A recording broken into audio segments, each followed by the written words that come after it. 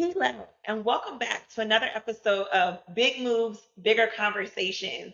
Today, I have my guest, very special guest, if I may add, Courtney Durr. Hey, how's it going, everyone? It's going well. He thinks it's a live recording. Courtney, I am so excited that you are with your willingness to come and join us in the month of June. Mm-hmm. Significant there is it's a mental health Men's mental health month. Yeah. for men. Yes, thank you. Mm-hmm. Yeah. And it's huge, right? And so I Yeah. want our discussion to be all about mental health and really lean into a conversation around friends showing up for each other and Right. having very, what I would call transparent conversations. And so, similar to what I do with all of my guests, I want to introduce you guys to, or really provide perspective around how I met Courtney. So Courtney and Mm. I used to work together at a professional service organization. And I've roughly known Courtney at this point. Yep, it's about 3 years. 3 years, like, going back before. Yes. Yes, time is flying. Uh-huh. And one of the things that particularly attracted me to Courtney is he is such a southern gentleman. Mm. And if your mom, I want you to send it to your mom afterwards, like you did such a phenomenal job raising just a gentleman. It is very Oh, hard to come across a man that is just without it being any kind of, attraction from a romantic perspective, just showing up in the world and really being respectful. I mean, I was around Courtney and he would open doors. He's standing on the left side of me, making sure I'm not close to the road. If I'm walking in heels and I do a little stutter step, which I don't do often, he was there, and I just remember. So we met through the Black Professional Network. mm-hmm. Yeah. I had been working the room like I always do, and I had been with the firm for a couple of years, so I knew sort of the ins and outs. And Courtney was just like, "Hey, like I love your energy. Let's hang out." And it just naturally, It the blossomed. relationship just naturally sort of took on a life Mm-hmm. of its own, where we were It not did. hanging out at work, but we started to hang out after work and became more intentional about one-on-one time. I will say, in us nurturing that relationship, we talk a lot, and we have a lot of conversations over food. So we are Mm-hmm. both foodies, Yeah, exactly. and Exactly. we've done a lot of breakfast, lunch, and particularly dinners. And I've just really gained such an appreciation for who you are as a person, Courtney, and appreciate your willingness to show up on today's podcast because I know it's not easy. Courtney is not someone who necessarily wants to be in the forefront or wants to be behind the camera. So I appreciate your willingness to like lean in and do something different and Oh, yes. show up for me as your friend because we've been talking about doing different variations Right. of podcasts. And so it was really, even you don't know this, but it was really from our conversation on Saturday that Oh, said, wow. Okay. because Saturday was so good. And Yeah, that yeah, it was a beautiful vibe. if we do more of that, or excuse me, normalize more of those conversations, which we'll get into, it'll be beneficial to all men, but specifically Black men, which has always Yeah, been a hyphen yeah, focus for me. And yeah. so, with that, I want to jump right into our conversation. Let's go. Let's roll. All right. So, I share our dynamic around us really doing check ins and having dinner. When did you first become aware that mental health was something that you needed to pay attention to? I would say, honestly, it was probably in college. It was probably something where I really felt like I needed to pay attention to, but didn't know what was going on in the background, right? If that makes sense. I wanted to go to law school, and I was happened to moving out of my dorm, and because we had to move out for the summer, and I was going home, and I couldn't find my wallet, and I finished up the semester, finished up really good, but didn't know that the stress I had put myself under, and I had like a 1 to 2 minute breakdown, Hmm. and that's when I knew like something wasn't right. But being that I was, raised in a conservative household, raised Southern, that's not something that you speak on. That's not something that you kind of acknowledge. You Yeah. you know there's something that's there, but that's not something you acknowledge. It wasn't until moving to Atlanta after a couple breakups that I realized I needed per se help. to be honest. I need a space where I could have the reassurance that I never really received from my parents or from my friends. I need the reassurance on the level of like professional reassurance of like, that I could really speak on and be authentic to someone that can really understand what I'm going through. It's time for to have these levels of conversations. And that is where it's kind of like sparked of like me being appreciative of Mental Health Month and then checking in with my friends as well. That's why I feel like checking in with friends is always so important. And I want to make sure we highlight, like, it's so funny how you, like, for women, and this is where I think we differ so much in what women consider community, because if at any moment, like, if I lose my wallet, now I'm not one of those frantic people. Anybody that's been around me, things can happen. I'm like, okay, we'll Hmm. figure it out. Like, I'm not frantic in that way. But I know that if, for example, one of my friends, if she lost her wallet and she's having a moment, da, da, da, we wouldn't think anything of it, right? Because we Yeah, normalize women having different yeah, emotions. But yeah. for men, we put this unrealistic expectation around Unrealistic. only having one emotion. I mean, Yeah. candidly, I've joked with my girlfriends and said, well, I don't want no man that smiles. I mean, Hmm. that's ignorant to say. You know, we're saying it because it's something that we've also normalized around. We don't want a man that's going to sit there and cry. Well, why not? Yeah, Right? If yeah, as a human, I'm yeah, able to cry. Why can't someone else cry? yeah, Right? yeah, And so I think that's so huge that you were like, in college, I realized, hey, I have other emotions other than happy or angry, right? It yeah. can be confusion, it can be sadness, but I want to start to normalize and be able to verbalize those other emotions. So I think that's huge. I Um, mean, definitely just understanding where did it come from, right? Just putting that unrealistic expectations on me in yeah, college, but it's also coming from that background of like yeah, you come from a blue collar family. You're yeah, the first one to go into college. yeah, You want to go to law school. That yeah, was, I'm thinking I'm going to make all this particular GPA, these grades, and I yeah, didn't. And yeah, then me losing that wallet was adding on something else yeah, that I'm putting on top of myself. yeah, Why I feel like I'm not worthy. yeah. That makes sense. Something So so early age, I always felt like I wasn't worthy of you something. something so trivial happening, but Hmm. it's like a combustion, right? Because it was Yeah, a buildup that you hadn't acknowledged, and so now it's this one thing that feels really small, but in reality, it's because you hadn't had any interim check-ins, and right. so Exactly, um, exactly. Because you didn't know, like this is what 2001. Still, yeah, mental health wasn't taught. There was not a conversation about mental health. It just came recently. Fitness health, and then really mental health became an important, forefront of like you need to get that checked, just like getting a physical. correct. And that you Hmm. can build a support team around that. So, Yeah. in thinking about support teams and really going back to your foundation, what role, if any, did fatherhood or male figures in your life play in how you view like mental health? I think like with being able to raise in a single parent also because that's where I Hmm. was. I was raised in a single parent household. So I saw my mom consistently. 90% of the time it was my mom. It Okay. wasn't until I got older that my stepfather came into the picture. But before my stepfather came into the picture, I was raised around my uncles. Like if that masculine side that I have, that's from my uncles. And during the summertime, my mom would push us go to my uncle and spend time Hmm. with my uncle. So that's where I have that knowing how to hunt. That's how I know how to shoot. That's how I know how to fixing certain things inside the house because I get it from my uncle. And then when my stepfather came into the picture, I got that. But even from those males, they did talk about mental health. They Yeah. did talk about what they was going through. Yeah. Like my stepfather had diabetes and he knew he a whole year. My uncle, who just recently passed, had all these health issues. Never shared when he was going to the hospital. Never tell no one that he's going into the hospital. So I was raised around men that just we never really shared. Even my brother now, it's very hard for him to kind of unpack and share what is going on with him. And I have to be at that place of with him, like, hey, what's going on? Tell Yeah. me, how are you? Like, Yeah. really, tell me, how are you? Yeah. And Courtney, you actually did that this weekend when we were on Stone Mountain.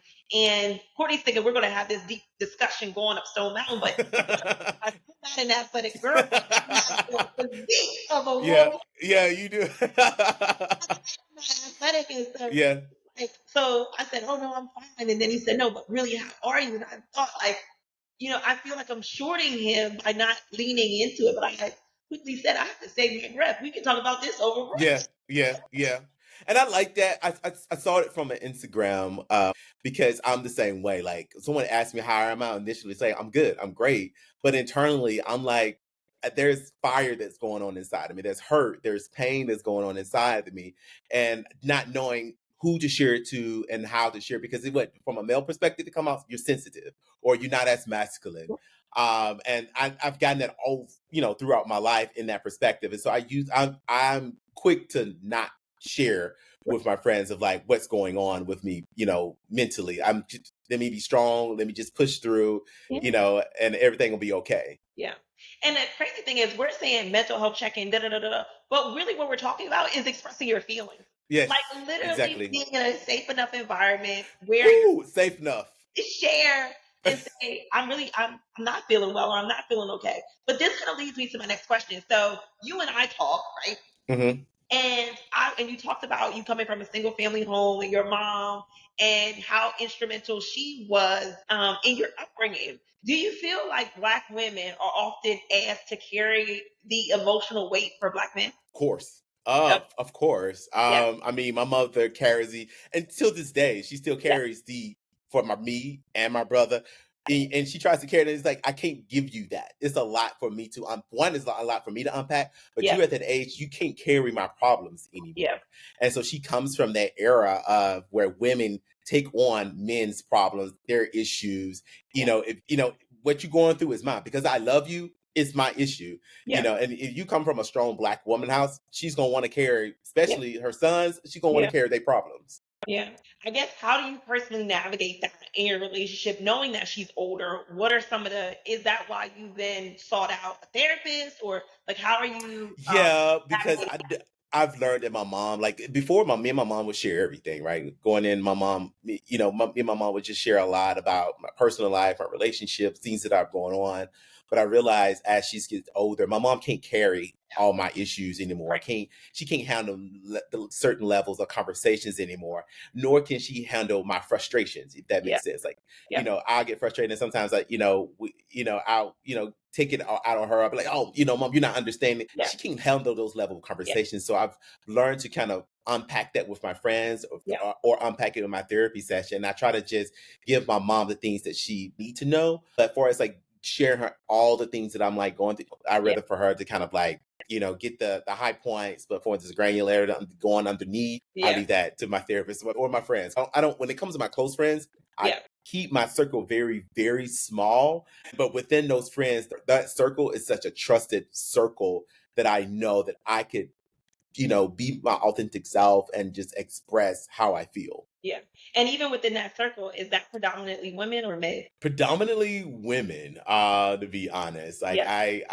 and it's funny because I say that even when I'm at work, like Yeah. there's a level of like I trust men, like from a leadership perspective, Yeah. but when it comes to women, because I was raised by women, Yeah. because my trustees or my mom and my Yeah. aunt Wilma, Yeah. that is that's who I just easily just lean in and trust more quickly versus a man. It's like they come from an authority figure. It's like I respect you, but when it comes to a woman, that's a different level of respect because that's what I saw growing up. Yeah. That's so it's women is just like something I've always embedded in it that I trust, I love, I like being around, Yeah. and I seek advice from because perspective. Yeah.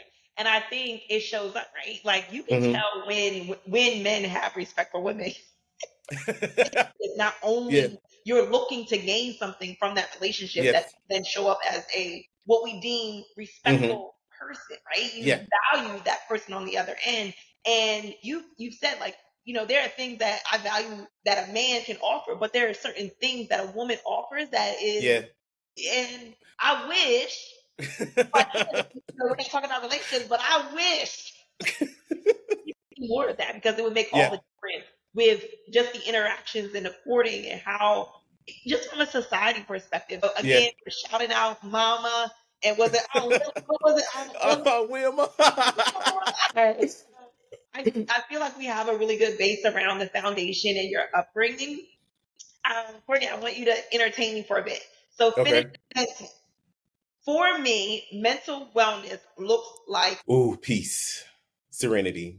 Mhm, mhm. And how do you Um. get that? It's a very stressful week. You've traveled Monday through Thursday, and again, I don't have to make this up. Ooh. This is very much so his story. Okay, you're finally home, and you feel like you you've done your deliverables, you're ready to unwind. What does a day of peace look like for Courtney? You know what? One is the gym, right? That's just something that I truly love. That is like my peace. I go in there in the mornings for just that, because I have anxiety. I suffer from anxiety for one, and so like I always question how I'm showing up. Just like coming on here, how I'm going to show up. So I had to do like a couple, push-ups or things like that, just to kind of like Are you the get bulk up me. on No, episode? no, Let's no. go. It's just I Let's need to get go. comfortable. I have to get comfortable. Like something about it, like when I do work out before things that I'm nervous, it makes me more relax, right? And then when how I unwind is the same way. It's like just me unwind is one, going to the gym. Then two is food. And then maybe having a conversation with a close friend, whether it's, driving home or getting to the house and having a little conversation. Sometimes they always think that I'm not listening, but I be listening. I tend to multitask, but that's peace and comfort for me. Like you don't ever have for people. I'm one of those people. We don't have to be in close knit, but long as I know that you're there and you giving me that reassurance, I'm fine. Noted. Courtney is a gym fanatic. Mm-hmm. If Courtney doesn't do anything else out during his day, he's going to hit the gym. Now, if Mm-hmm. you do a 2 day, that's like a plus. But Courtney finds, what is it? Share with us your day. 5 a.m. What time you start? 4 o'clock is like I go with my trainer. Go with my trainer in the morning at Fit Fitness. He trains. He has more of a coaching community environment. So I go there, hear him yell throughout the morning, which is fine with me. I love it. I played sports. I played sports growing up, so it's like that's something. It's good for me. I need to hear that, but it helps with my anxiety going Yep. into these calls. We worked at the same company. You in there all day, right? And the expectation that you have to show up the way they expect you to show up. And I want to highlight the way I met you, right? We're at a big four firm and, we're with people, I'm in finance and you working with people that are come from these, big name schools, very competitive. My practice pretty much majority in New York. And I had a hard time understanding how to show up. And I think Yep. the first thing that you shared with me when we met with BP, and part of BPN is like, Courtney, you have to be your authentic self. They hired you for a reason. You have to show up. You have to be your authentic self. And that has made the biggest impact over me and why I'm still at the firm. But being able to give me that massive advice of like, show up for yourself. One, show up for yourself, but two, be your authentic self has played, had been a game changer for me and my career. Yeah, because the other side of that is when you don't show up authentically, they'll use that against you, right? We don't really Yes. know Courtney. We're still trying to figure Exactly. out your personality. It's almost like a double-edged sword where Yeah. you determine how much of my authentic self am I willing Ooh, yeah. to camera, right? Yeah. And then how much do I want to pull back. And I was finding in our initial interaction, you had pulled back so much that you weren't present, I right? didn't know.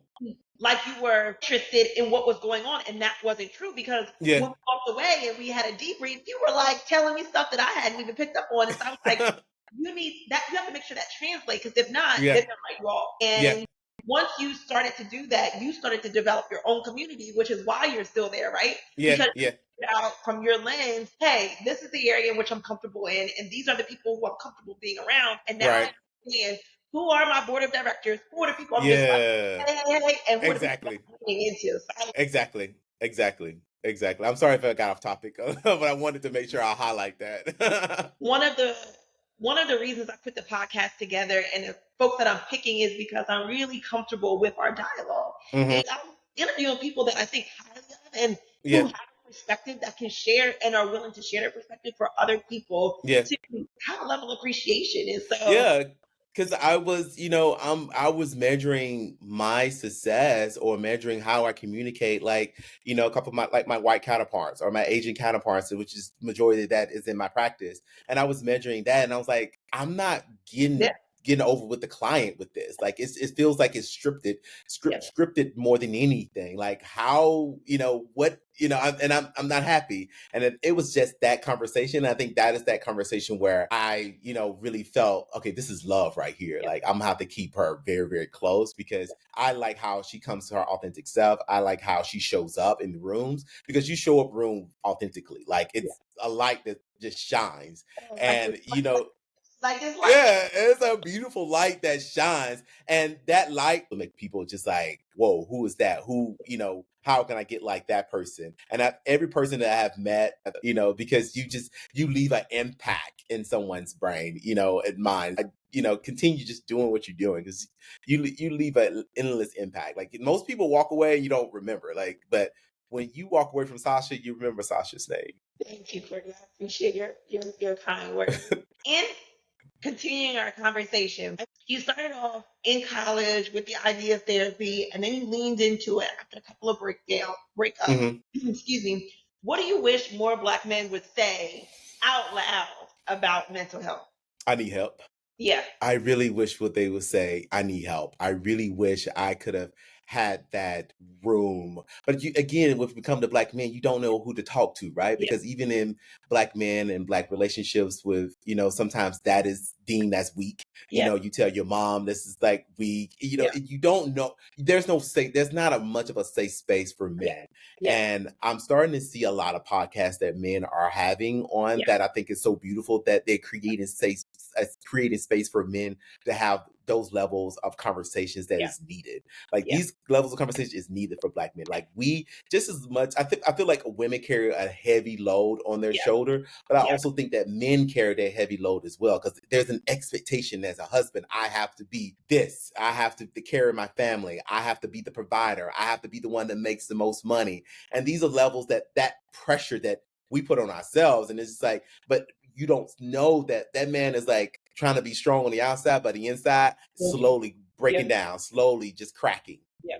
And one of the points that you mentioned around the community and around how Black men are sort of coming together, we talk a lot about podcasts, but I Hmm. enjoyed my research for men's health, mental health. To, it's called Boys in the Woods. Shout out to Ron Hmm. Griswold, who is a co-founder of of this project where they create that level of community. As Black men, as long as you identify as male, you're Yeah. able to participate in this group, and they do outdoor activities together. Hmm. But and Hmm. they travel together, and the whole point of Hmm. it, like I think what the example that he was giving was they went camping, and he said, leading up to that event, they do touch points. But the reason is to Yeah. break that initial barrier so that by the Right. time you get to the camping trip, you're open, right? And like you're Yes. ready to Exactly. share, or you feel like at least I know people in the I'm area. comfortable.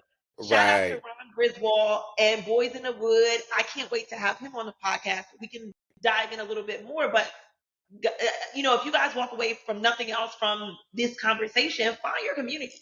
Find Hmm. men or women that you feel you can actually have those really vulnerable conversations. I know for myself, anytime a Black man calls me, whether I'm in relation, not in relation, and they say like, "Hey, Sasha, I just need to talk," I literally will drop everything.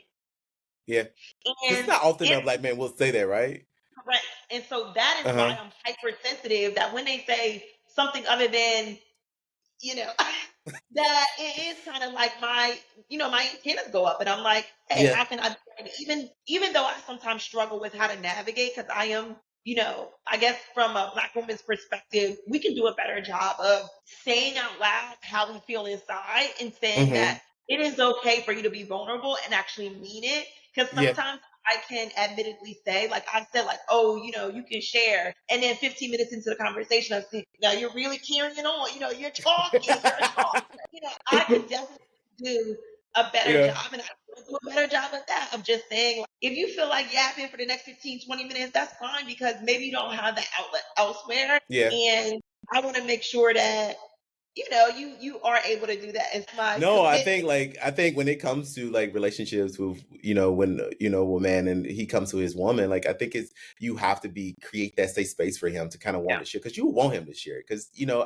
there's too many in the news so you see men have committed suicides and leaving their families because whether he's putting that pressure on himself and there's no Yep. space for him to have that Yep. conversation or no one is not really paying attention to him. And, I definitely one of those people. I'm very so observant. I pay attention to a lot of people, especially with my close friends. I pay attention.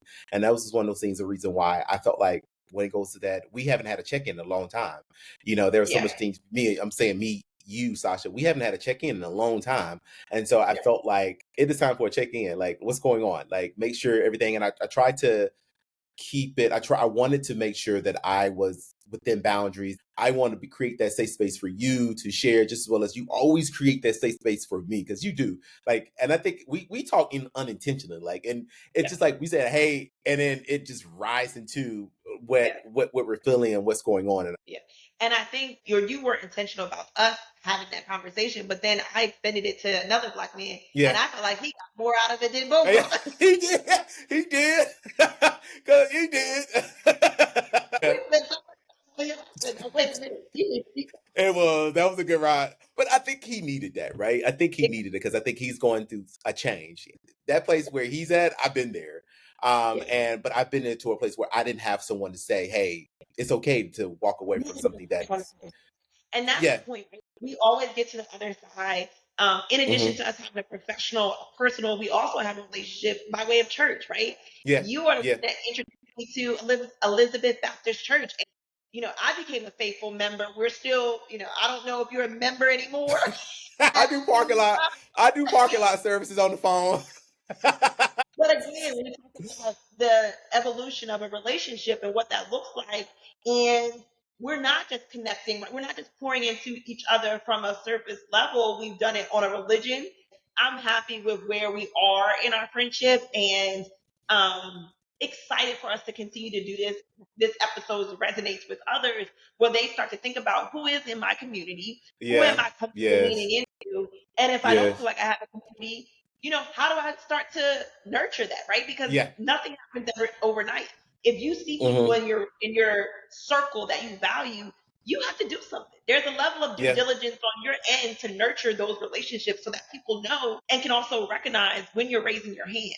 Yeah, and it's really I mean, I think ever since college I've known or associated with people that have committed suicide, and so Yep. I don't fully understand when it comes to when it comes to suicide. I don't always fully understand, but I know Yep. that it can happen Yeah. to anyone, and I Yep. try to be open. And I'm kind of the same way when someone says they need something, or I need to talk. Hey, what's up? What's going on? I Yep. really literally do Yep. drop and see what's going on, because you just never know, that last word, that word could be the one that saves them.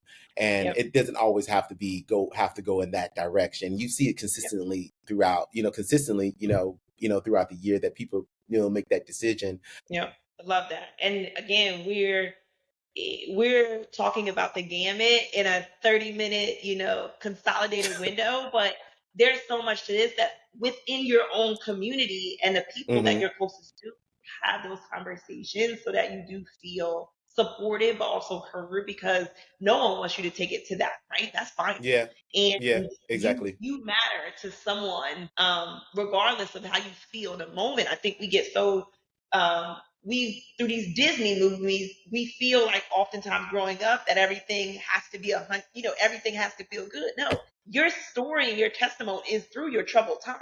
And if you've never Ooh, gone yeah. through anything, you won't have a good nobody wants to hear. I can't remember who said this to me, but they were like, if you're speaking to someone and all they can tell you are their happy times, you are not in relationship with them, right? Exactly. Because Exactly. if you've gone through nothing in your life, that that is strange to me. Yeah. That you are either extremely privileged or you are Yeah. just you are not clear about what it is to live in the real world. And Courtney, I think it's hugely Oh important, and wow, I this has always been ask, fast.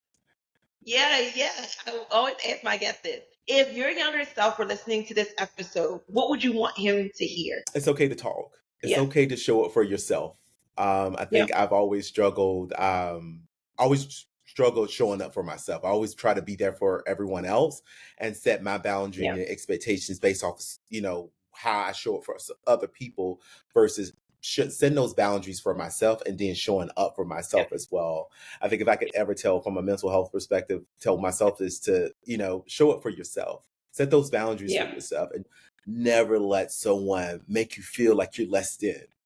You're more than enough. If I can tell anybody like this, you're more than enough. Find, it's you just got to find your community. You got to find that support system. You have to truly believe in and a higher power as well, and everything is going to work out, and everything will be fine. I truly believe that you trust in yourself, trust in your abilities, trust in God, that everything it's going to work out. It may not be the way you want it to, but you'll be fine. You'll be good. Love that. And it's just such a powerful message to be able to look back is always going to be 2020. Mm-hmm. Focus on the fact that you've made it and trust in the Yeah. fact that you will, whatever is happening on the other side, it will be better.